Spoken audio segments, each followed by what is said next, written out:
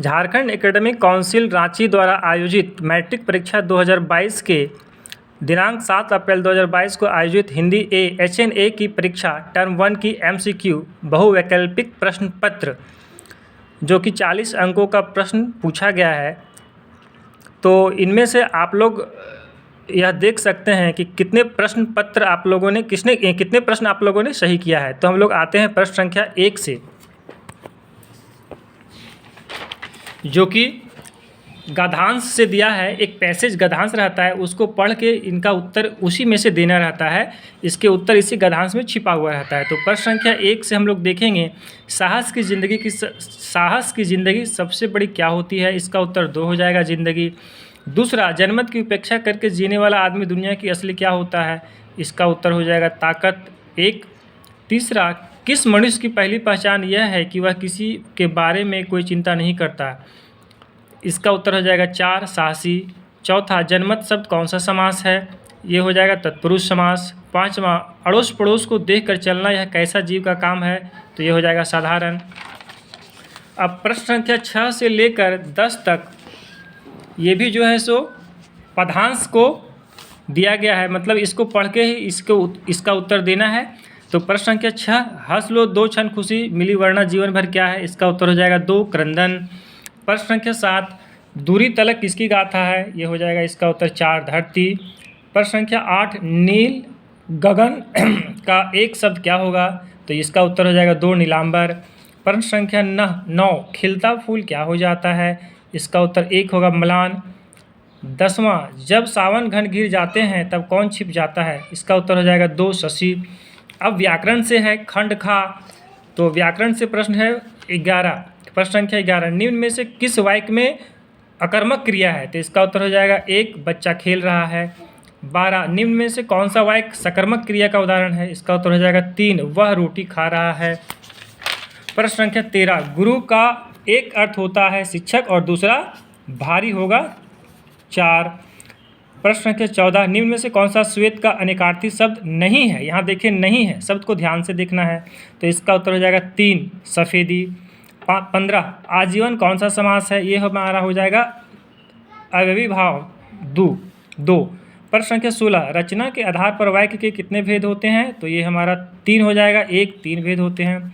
17, मेरी इच्छा है कि मैं डॉक्टर बनूं, यह कौन वाक्य है। यह मिश्र वाक्य है। तो इसका उत्तर हो जाएगा 4। प्रश्न संख्या 18, पिताजी के द्वारा अखबार पढ़ा गया, यह कौन वाच्य है। तो ये कर्म वाच्य है। इसका उत्तर हो जाएगा 2।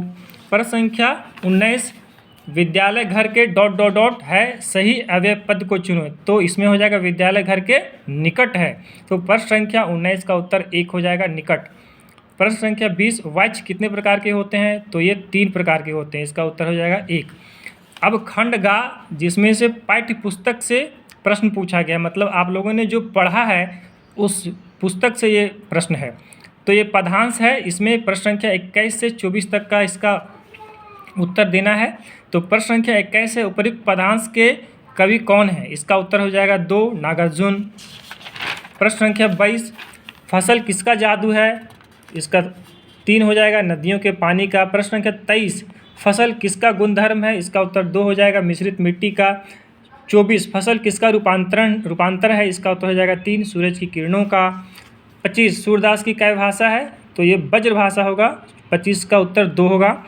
26, गोपियों ने किसे भाग्यवान कहा है। इसका उत्तर हो जाएगा 1, उद्धव को।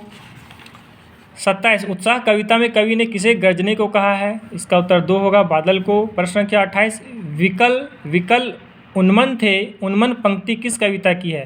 तो इसका उत्तर 1 हो जाएगा, उत्साह। अब देखिए फिर गद्यांश से प्रश्न पूछा है। प्रश्न संख्या 29 से लेकर 32 तक ये गद्यांश दिया हुआ है, इसको पढ़ के इसी में से उत्तर देना है। प्रश्न संख्या 29, प्रस्तुत गद्यांश के लेखक कौन हैं।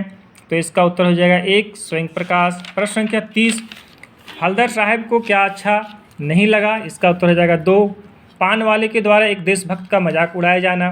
प्रश्न संख्या 31, बूढ़ा मरियल सा लंगड़ा आदमी कौन था। तो इसका उत्तर हो जाएगा 3, कैप्टन। 32, कैप्टन क्या काम करता था। इसका उत्तर हो जाएगा 4, चश्मा बेचता था। प्रश्न संख्या 33, बाल गोविंद भगत किस प्रकार का पाठ है। तो ये कहानी होगा। प्रश्न इसका उत्तर 1 हो जाएगा। प्रश्न संख्या 34, बाल गोविंद भगत किस कद के आदमी थे। तो ये 4 हो जाएगा, मंझोले।